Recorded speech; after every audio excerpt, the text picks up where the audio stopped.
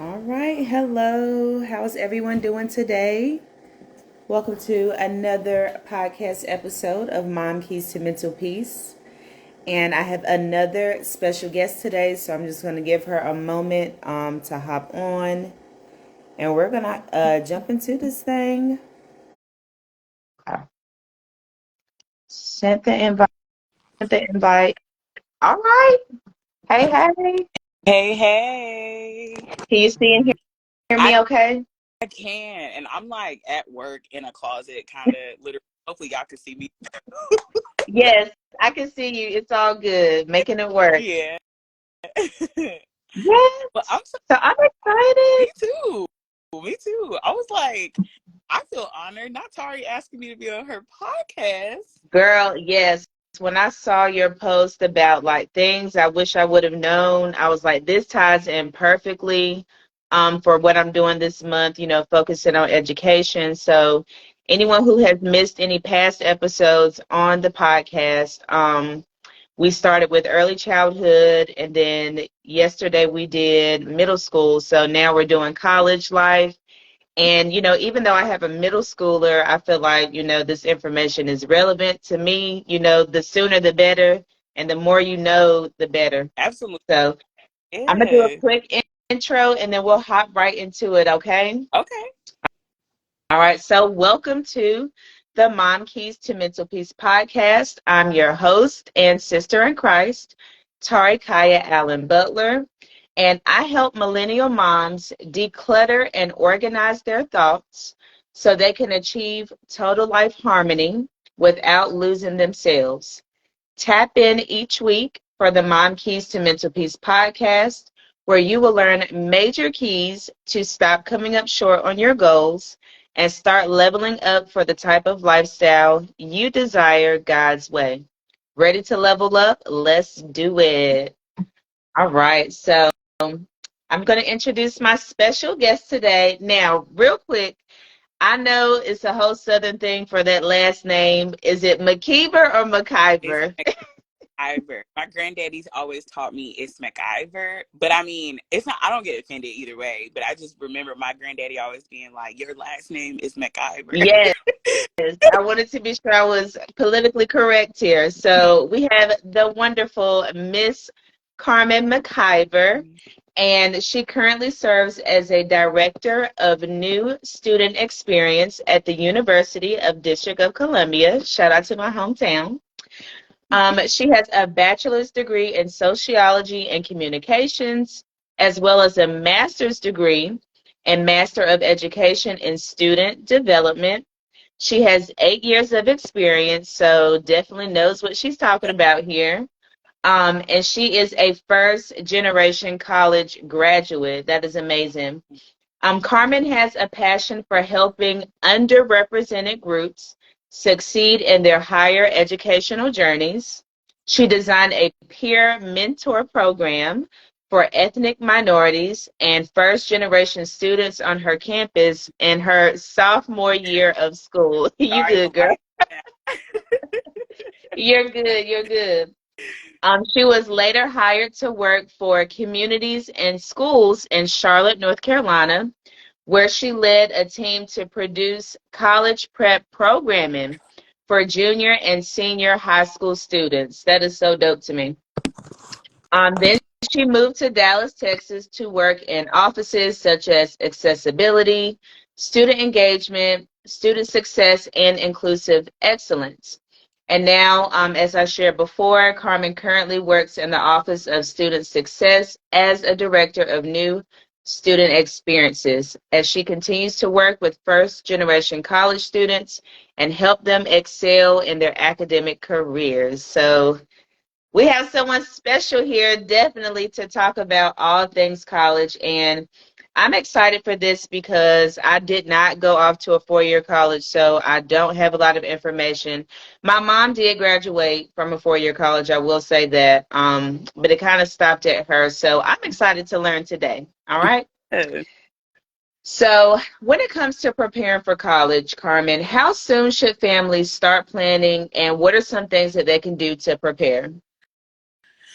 Well, I feel like financially, you're never too early. right? Like, I feel like, college, unfortunately, is one of those things where it's gonna get more expensive. So financially, I feel like you can start as soon as you want to, really, as a parent. But as far as kind of prepping for what college is and what college life looks like, these are definitely discussions I feel like parents should be having when their child is in middle school. Because, and I say that because when a college is looking at an application and when they're looking at a student's journey, they look at ninth grade through 12th grade. They're not, you know what I'm saying? Like in some schools, maybe even look a little deeper into that, but they're looking at all 4 years.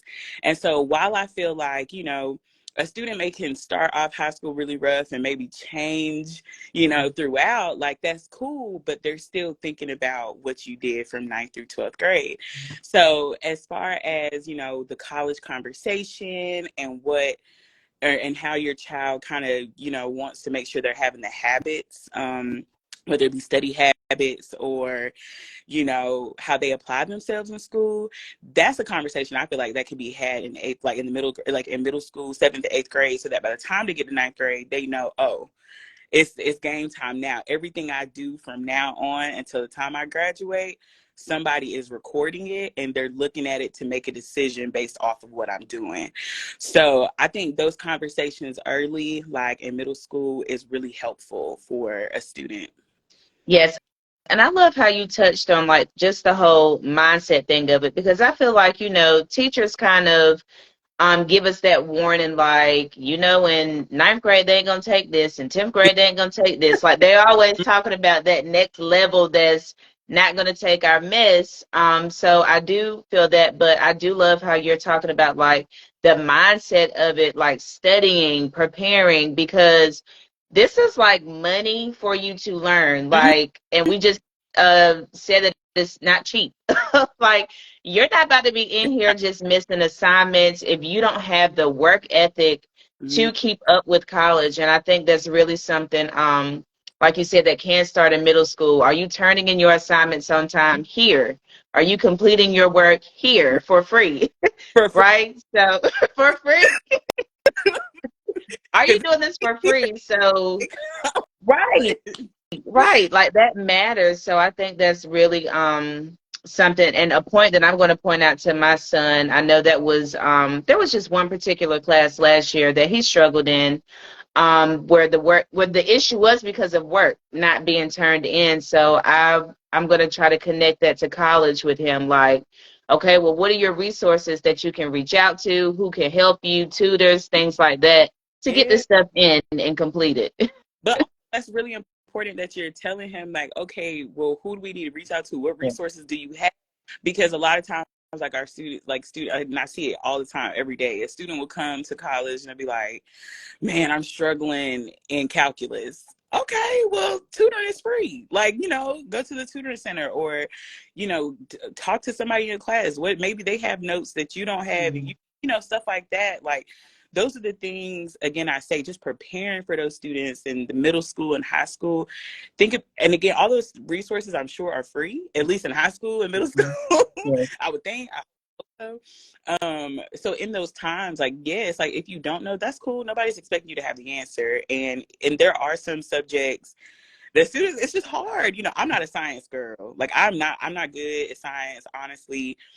I mean, and I'm 30 years old and I'm still not good at science. I'm just not. I can't retain information very well. But if somebody was to say, okay, Carmen, I need you to put together a science something, I would be like, resources, because I know I couldn't do it by myself. So already having those conversations of like, when you don't know, you need to know who you can go to. Like those are tools that a student should have when they go to college or when they're trying to go to college. Yes. And honestly, girl, that's like an overall life Yeah. skill for real, because I think about when I moved out, I had my son at 17, I moved out at 19. I didn't know about paying bills, like where to go for a light bill, rent. I didn't realize it had to be a money order. What is a money order? Like, Right. I just didn't do those things, Mm-hmm. but I had I guess, the common sense to ask for help or seek out resources. And I will say I feel like a lot of our Black men or our young men Mm, kind of rely on somebody else is going to handle it, so I don't have to figure it out. right. And there may be some girls too. You never know. I don't want to be gender biased, but you know, I see it most likely in our young men that they just kind of fall back and chill and oh, somebody else will handle it. But that's definitely something I'm trying to install in my son, like to speak up and advocate. Mm, And I'm with you, it's math for me. My limit is like maybe fourth grade math. Like after that, baby, I can't help you. And we got to connect you with who yeah, can. it's real. It's really like that. Like, and the thing is, I tell students all the time, even because I talk to high schoolers as well. If you don't know it in high school, that's cool. That doesn't necessarily mean you're gonna get to college and know it. Like you're not gonna all of a sudden know it. But you have resources and you have people in your corner who can be like, okay, this is how I can help you, you know. So Yes. And as the old school saying go, you know them song lyrics and stuff like that. You'll look up the lyrics to songs. Baby, you can find out some information. you can. You really can. You can figure this out, okay? So, how can families decide if their child should go to a 2-year college, either versus a 4-year college, or I know some people do 2-year college and then transfer to a 4-year college. What are your thoughts on that? Oh, and when I saw this question, I was like, that's a really good question because I'm not a parent by any means. So I want to make that disclaimer to your audience. I do not have any children, but one thing I do see with the students who are coming in, and the one of the cool things I guess about the institution I work at is that we do have a 4-year program, but we also have a 2-year program, and so I'm able to see both. And I think 2 years, I'm such an advocate for 2 years now that I'm older and I've worked in higher education. One of my main reasons for going to a 4-year when I graduated high school was really just to kind of get out of the house. I don't think it had anything to do with like being like not wanting to go to 2-year. I think it just had everything to do with I wanted to be in a new city and I knew I wanted to get out of the house. So I went to a 4-year school. But 2 years, number one, are cheaper. And I really hate when students feel bad about going to a 2-year school because I'm like, you can essentially leave with an associate and no debt. And That's like, my you testimony. know, you can leave and not have any debt. And for me, I don't care what anybody says. Now, granted, like I know I work in education, but, and this is not to knock 4-year, but it's just like trade is the new thing. You know what I'm saying? And getting those certificates is a new thing. And so I feel like whether you're a student who you feel like you're absolutely ready to tackle on a 4-year, or you're kind of like, I barely made it out of high school. I don't know if I would, you know, whether you're that student, you know, either or student, I love 2-year idea, like, you know, the idea of a 2-year because you can go in there, get your associates, leave with no debt, and still be like, oh yeah, I'm college educated. And if you decide to transfer to a 4-year, not only does that 2-year give you time to find more scholarships, but it gives you time to kind of be like, okay, I'm equipping myself to really go into this 4-year program and go to the higher level coursework. Where, because by the time when you transfer, like by that time, you're in like the, you know, the level 3s and the level 4s of classwork. Like you're in your program, whereas your first 2 years are typically some gen eds, right? So, but if you, you know, if you went into a 2-year and then you transfer to that 4, you feel more equipped. You feel kind of like, oh, okay, well, I already did this part. Now I'm really just kind of applying it to my program or my major. And that's a really, really good thing because you already left with no debt. And now you coming in, you feel more equipped, right? Now, of course, there's also those students who feel like, no, I'm good. I did really good in high school. Maybe they had over a 3.0, 3.5, whatever. And they were prepared. They probably got a chip, you know, to go to school. I don't know, whatever it may be. And I call those the, what do we call them? It's like it's a certain level of student that we call, but like the excited, motivated, self-motivated student, I guess, where you don't really have to tell in their mind that they like, no, I'm going to a 4-year and I know I can do it. And if that's your dream, that's your journey, by all means do it. But when I'm talking with parents and when I'm talking to different students, I always look at their high school. I Mhm. always look at what they did in high school. If you were that student that you didn't want to come to school, you kind of barely made it, it took you some time to learn certain subjects. Maybe you needed some accommodations for class as well, like, and it just not necessarily gonna say struggle through high school, but it took you some time and it took you a lot of resources.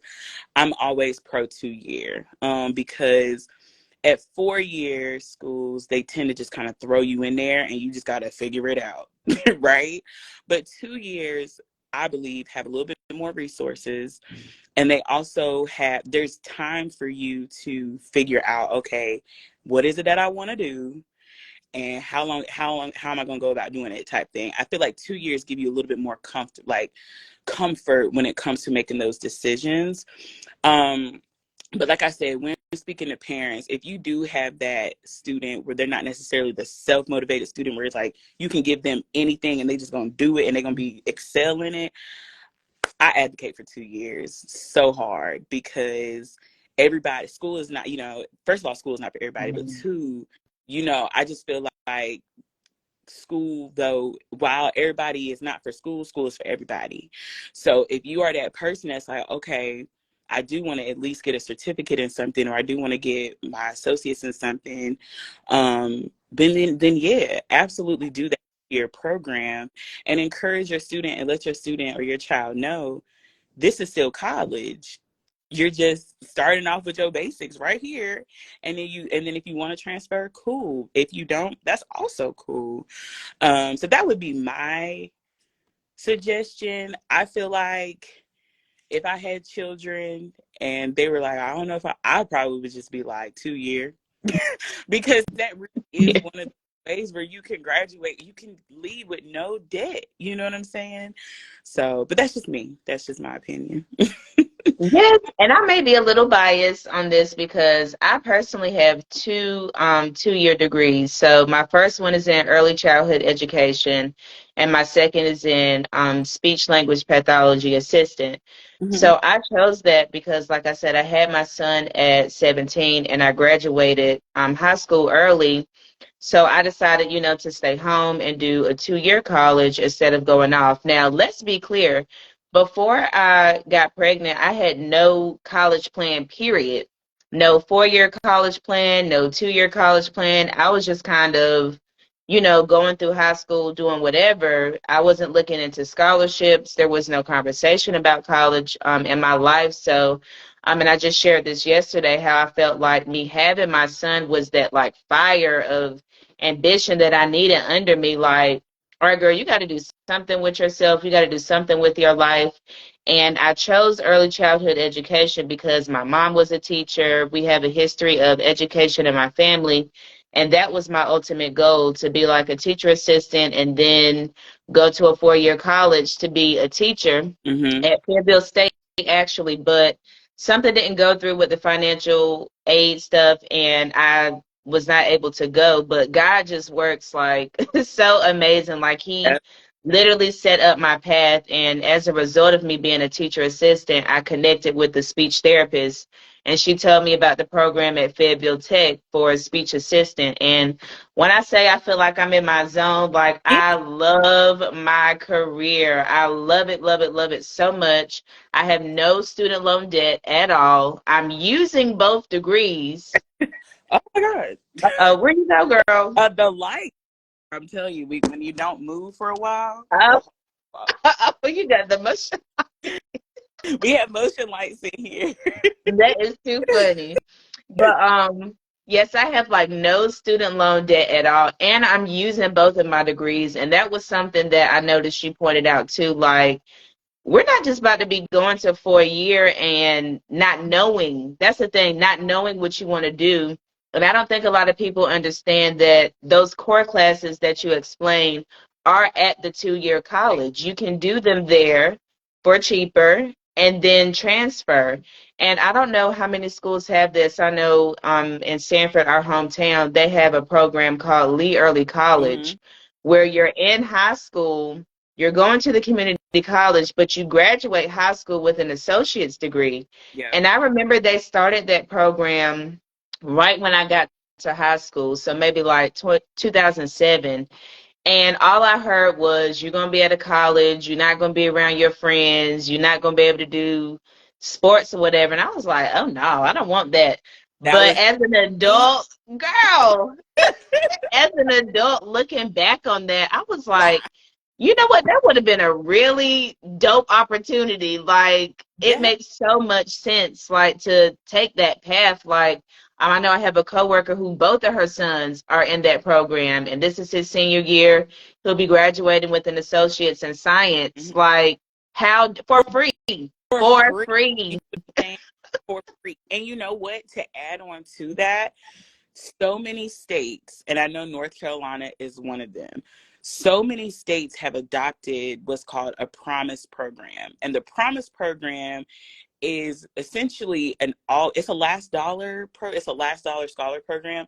But what it essentially does is it pays for, like, after financial aid and everything, if you still got a balance left over, they will pay for your college. And it stays, but they start at the CC level. So they start at the Mhm. community college level. But if you're a student and you start at the CC level and you're part of that promise program, you can transfer to a 4-year and the promise program will still pay for you. Wow. So imagine if you were an early college high school student, then you started a promise program, and then you already have your associates, and now you finna go get your bachelor's for free. Mhm. You see, but all of that starts at the CC level. So, and it's just, again, it's wild to me that I turned that down, because now that I'm older, I was like, girl, I Trying really to could have did socialize. some basketball. Like, come on, I could have been. I could have went to the park. You know what I'm saying, and played basketball if I wanted to do it that bad. But no, like 100%, 100%. It's funny how we look back on it. We be like, why we do that? But Wow. Girl, adulting, it'll, when you reflect back, even like how we just said, if you can't handle this work for free, like, we want it to be adults so bad, so bad. And it's so ghetto here. It's been ghetto since I've got here. listen, there was I live in DC now, and, there's like a strike or a protest everywhere, right? So I was looking at one, like, just right down the street. I'm like, oh, okay, it's another protest. And I was just saying to myself, I need to protest being an adult. How do we do that? Like, how we sign up, like, protest, like, you know what, I'm on strike. I don't want to do this anymore. I don't want to pay bills. I don't want to do Girl, nothing. the bills. And I talk to my kids. I have conversations with them. Like, I pray that they are as prepared as they can be, because I'm very stay in conversation with them. I show them my spreadsheet and bills and stuff. And then, the joke in the black home, like, bills equal authority and ownership. Like, if you don't pay bills, you ain't got no say so. So I say that, and my daughter's like, oh, I want to pay bills. And I'm like, sis, you don't know what comes on the other end of that. There's a pride in paying bills. You feel like you can do what you want in your house, because every month I'm having to show up and pay this. This exactly my paycheck, and I can't even say it's mine. It's like bills are like, hey, Girl, like, I'm it's me like, again. right? I'm like, again. I wish we could do bills like every 6 months, not every month, but Or like every 6. percentages off or something. Like, if you, because I feel like I'm a consistent bill payer. It's gonna be on time. Can I get some type of rewards? You know how they, coupons for, like, oil change, or coupons for, like, all this kind of stuff. I need coupons on my light bill, coupons on my, Yes, like, oh, you paid rent on time for 3 months, fourth month free. Yes, let me get that. I like that. period. Period. So, speaking about money and bills and all of this stuff, like, how can families find and access and apply for scholarships? I feel like that's something that, like I said, was not talked about in my home, but I don't even think we would have known where to go or what to even do for scholarships. So what are some advice you can give for that? I'm actually putting in a what you call it, an online Okay. tool, and chat. It's called FastWeb. So FastWeb is what helped me land like $15,000 or more in scholarships when I graduated high school. And I'm gonna tell you what I did because, and I love to have these conversations with people and with other students because this is kind of how I thought about it. Whenever like I'm in first gen as well. My mother didn't go to school. Um, but I remember like going to high school one day, and we didn't talk about college like that either. But I remember going to school, like college or whatever, or high school, and at Southern Lee, Miss Vicky Brown, and she was just like, "Carmen, where are you going to school?" And I was like, and then she asked me this my junior year, and I said, "What you mean going to school like Southern Lee?"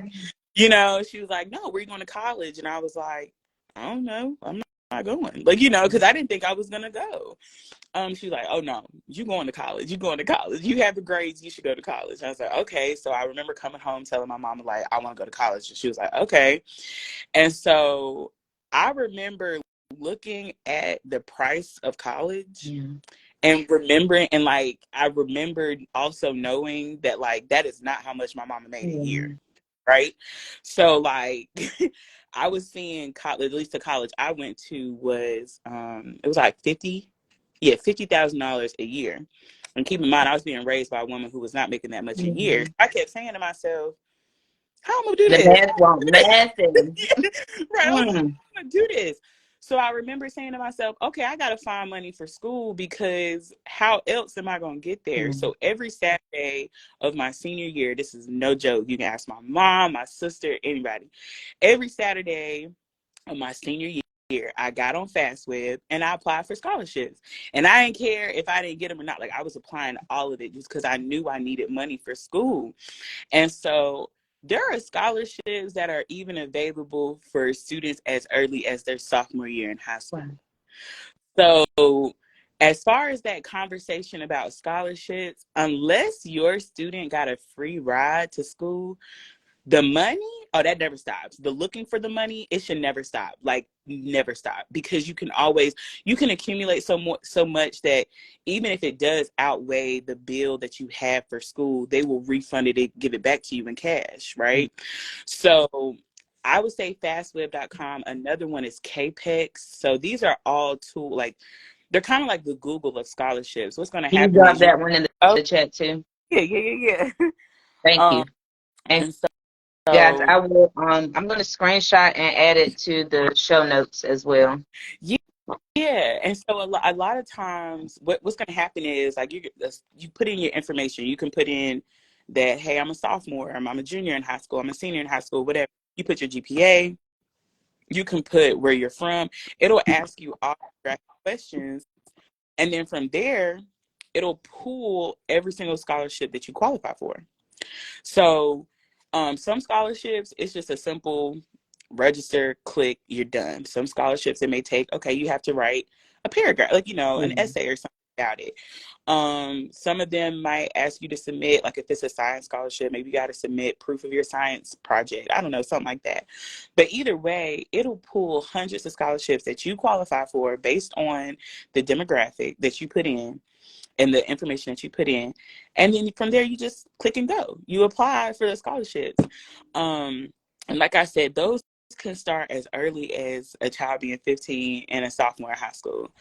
You really, right. You can really start, you really want to start getting the grind when they're seniors. But you can start that early. And so however much you accumulate, you all you have to do is tell those scholarships or tell your financial aid office at the college, like, hey, these are the scholarships that were given to me before I got here. You know what I mean? And they will apply that to your student account. And then there you go. So, but then even when you get into college, let's just say you still have a student balance or you're still trying to figure out, okay, they telling me I owe $7,000 for school. I don't care if it's the first day of school or the second day of school. Looking for money should never stop. Like it should always be going. So, and there's different, like deadlines and stuff for scholarships. So it's important to pay attention to those. But for the most part, you can look in the summertime, definitely look in the fall, but you can use those two websites that I gave you. Put your information in, and you can even set it up to where there's notifications coming up on your phone like, hey, this scholarship came available. You want to apply for it? And there you go. Like, that's how you should always be applying for money. Now, I know for the students who like get those athletic scholarships and then maybe they got a full ride, or or like maybe some parents even had savings where they were just like, okay, no, we gonna pay for it. That's cool too. So that's great. But I always tell my students, if nobody said your school, like if you didn't get a financial aid award letter that said paid for, always search for the money. That's so good. And I will say, my son, he plays sports, and, just conversations with his dad. It seems like the only thing we've kind of had in mind is like a hope on a sports scholarship. But I also wanted to be aware of what the other avenues are, not saying that he won't get that, but just to know the other avenues, like, well, what else is out there? I don't want to depend on this one thing and, it not come Mm-hmm. through or whatever, and then we're all sitting here looking crazy. Just standing so So I'm so the glad that you shared this. So that, I said I was just standing so the lights didn't go oh, out. I was like, because we they look, gotta move. yeah. Yeah, so I appreciate you sharing that, and y'all definitely, if you're on the live, get these websites down. I will include them in the show notes on the YouTube video and the podcast platform. So be sure to check those out. All right. So when it comes to college life, the freshman year, this Ooh, was your post kind of inspired me my first, to have you on as a guest. Yes. So, what advice do you have for students who are starting that freshman year of college, or what are some things that you wish you would have known? I think that was your post, yeah, like what I wish I would have known in freshman year. yeah. So listen, my freshman mess, okay? Like my grades reflected it that first semester. The first semester, I just thought college was one big slumber party. For real. Like, I'm in the dorms with new friends. I'm 2.5 hours away from my mama. Like, it's stuff going on everywhere. And then I got that good old email because I was on a scholarship when I went to school. And I got that good old email. They was like, all right, girl, another one of these semesters and you finna lose your scholarship. So what you finna do? So it got real. Like, it got real after my first semester. Now, of course, after the first semester and, a little straight talk from my mama, and then also that letter that was saying your scholarship could be lost, I straightened up real good, got on the dean's list. But I will say, when you're a freshman, especially if you are, and I mean, I feel like this goes for all freshmen, whether you on campus, staying on campus, like in a dorm or something, or not, it is important to remember this number one thing. You are not in high school. Yeah. Nobody is going to hold your hand to do work. They're just not going to do it. It's not going to happen. It's like, as much as you want it to happen, it's not going to. So college is a different ballgame. So when it comes to your academic career and your academic work, understand that yes, there are resources, but nobody's going to tell you about those resources if you don't outwardly look for them, and if you don't outwardly do your part when it comes to academics. So, and along with that first tip, which is like, making sure you're knowing that you're not in high school and nobody's going to hold your hand, it's also important to know that when you're in high school and you fail a class, that's free, right? You can take it over and you can take it over again until you finally pass it, right? You fail enough times in college, they will kick you out completely. That's called academic dismissal, right? So, it's so important. And not only does that affect you not being able to go to school, it affects your money. Because if you are on financial aid and you go to college and you fail out, financial aid gonna want their money back. Whether Mm. you got a refund check or not, they're gonna want their money back. So your school could have been $5,000 a semester and financial aid gave you 10,000, right? Mhm. You could fail those classes, financial aid gonna be like, I want all 10,000 of that back because you failed, right? So that's number one. You're not in high school, and academically, nobody's gonna hold your hand like high school is. You will have to do the work for yourself. So that's number one. Number two, I think it's so important to find community when you're in college. Especially, like I said, I was a first gen, and I went to school in Charlotte, North Carolina, which is like 2 hours away from our hometown. You know, 2 hours, 2.5. And so I couldn't just like get in the car and go down the street. You know, like I had to family. I had to find community. So a lot of times it's important to maybe find that club and org fair, or maybe you want to do an internship, or maybe it's like find some study buddies or something from class. Or like I know, like I met this a friend, I'm still friends with her to this day. Like I didn't have a book for class because I couldn't necessarily afford the book. It was just too expensive. She shared the book with me, and that's how we became friends, because like she had the book, I didn't have the book, and we would study together, Yeah. and we are still friends today, you know. So even finding your community like that, finding those study buddies, finding that clubs and orgs, meeting the staff and faculty on campus, just to be like, hey, my name is Carmen, or hey, I'm such and such. That's important, because when you find your community, then you feel like you belong, and when you feel like you belong, you succeed, right? So finding the community is very important. Another thing is utilize the resources, because they free. They free. Like, you know, like I can't even tell you how many times I gotta push students into tutoring. Like they like, oh, I can't afford. You can't afford what? It's free, and you know what I'm saying. And a lot of times, it's like depending on the campus, it's 24/7 as well. So Wow. utilize resources. There's tutoring. And especially like if you're at a community college, like I said, community colleges typically have more resources than a 4-year program. But finding those other resources like tutoring, finding that like career services. Maybe you don't know what you. I didn't declare my major till I was like a junior, like heading into junior year. And that was really because I was forced to. I still had no idea what I wanted to do for real. But I chose my major. So like stepping into your career services office, what other resources are there on campus? A tutoring, career services. There's like a student advocacy. Sometimes life happens to our freshman students when they're, 18, 19 years old, and maybe they don't always want to tell mom and dad, and that's fine. When you don't want to do that, a cool thing about college is that it's FERPA laws, right? We can't tell your parents what's going on with you at school. So when you don't want to let them know something, but you know life is going on, find that student advocacy resource office that's going to help you. So that's another thing too, just making sure you know the resources that's on your campus, and find those resources and utilize them when you need them, because they are free. And the last thing I would say for students, um internships. And then like a lot of people would be like, why would you tell them internships? I'm gonna tell you why. Because though getting a degree for most jobs are important, they also, I've never had nobody ask me, what was your GPA in college? They never asked me that. Now, I wouldn't mind telling them because it wasn't like it was bad, but nobody ever asked me that. When I graduated college, nobody to this day has ever asked me what my GPA was, but they have asked me, what did I do? So though you are in college, that doesn't mean you just don't need to work, right? Or you don't need to have an internship. So maybe you are a student who has work study, that's something that should go on your resume.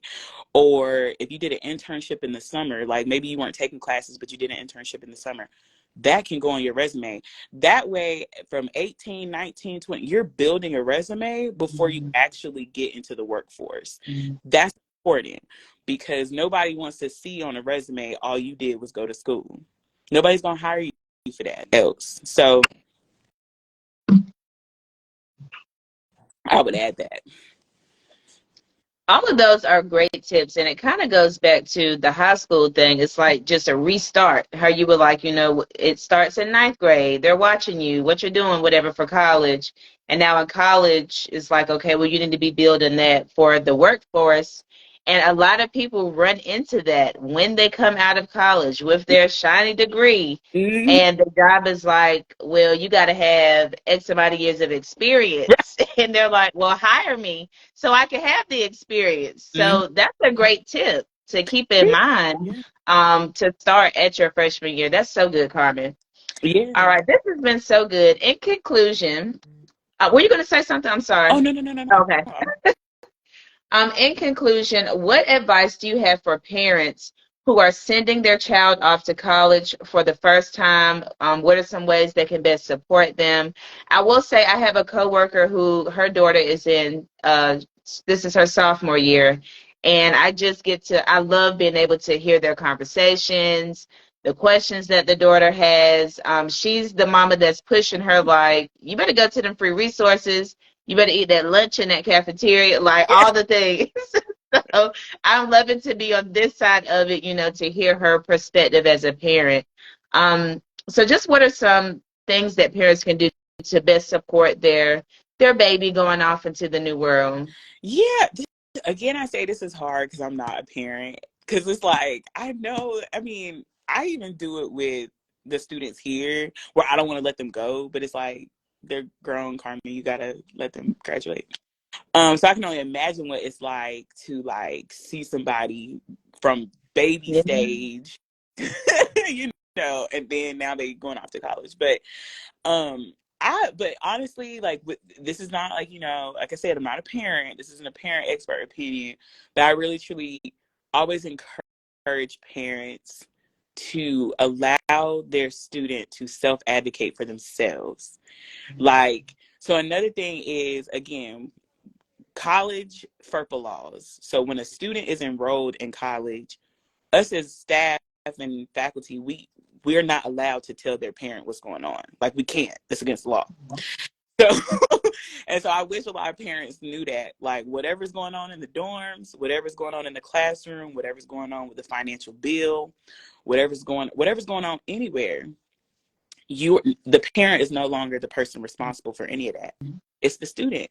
So when something is going on in college, and maybe your child does bring it to you and be like, well, this professor, da da da da da, allow them to self-advocate for themselves. They have to figure it out, right?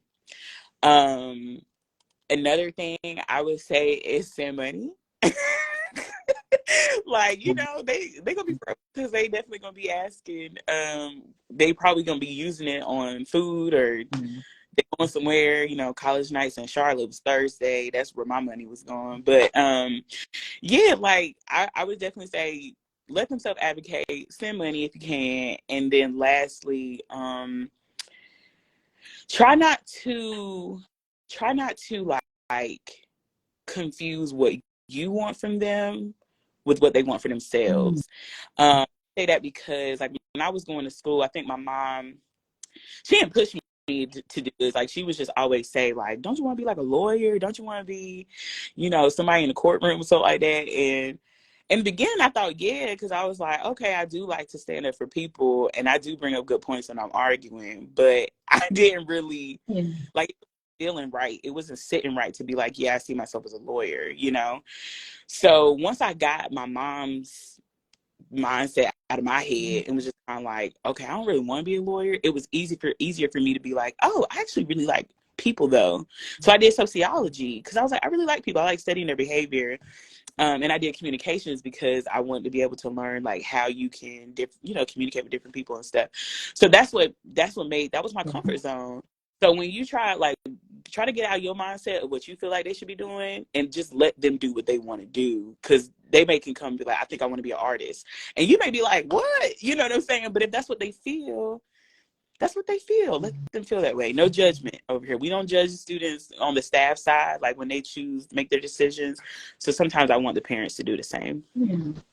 That's so good, Carmen. Such great points. So, y'all, this was such a great conversation, as I knew it would be. I just want to say I love your personality. I love you as a fellow educator. I'm, here for all that you put out on social media and the information that you share and what you're doing for our, what is the term? What Represent. is it? Mm-hmm. Yes, for those kids, because we need it. We don't be knowing what we doing, and Yeah. your advice can really help steer us in the right direction, to the right resources that we need to help us be successful and have more successful Black educators and professionals and all the things here in the world, because they're in us, they're in our babies, and we just got to get them to the right place for That's it. right. That's right. It was so great being on here. Thank you for having me. I love talking about like education, college, how to get to, because again, I was that student, black woman coming from low income, first generation from a small town where college wasn't really talked about that or produced. And I'm just like, it could be us too, y'all. Like we can go. We can do school and excel. So I love talking Mhm. about that. Thanks for having me. Yes, you can tell it's your jam. You can tell this is your heart. This is your zone. I love Yeah. it. Hmm. All right. Well, thank you, Carmen. I pray that you have a great rest of your day, and thank you all for tuning in with us. I will see you all next week. Thank you. Have a good one. Bye.